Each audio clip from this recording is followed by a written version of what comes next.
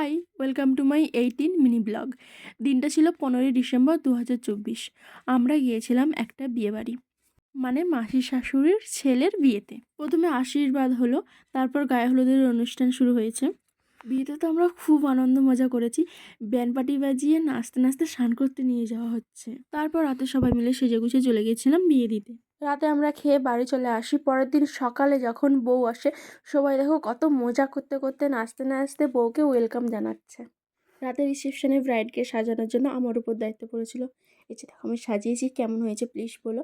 আর আমার ফেসবুক পেজের নাম তিয়াশার মেকওভার। এখানে আবার 7টা মাসিরা মিলে রিলস বানাচ্ছে। তো যাই হোক, দুদিন ধরে আমরা খুব মজা করেছি। আর পাশে আরেকটা মাসির বাড়ি ছিল, তো সেখানে গিয়েই আমরা ছিলাম। ওখানে যাওয়ার সময়ও আমরা নাচছি, আমাদের মজা আর শেষ হচ্ছে না।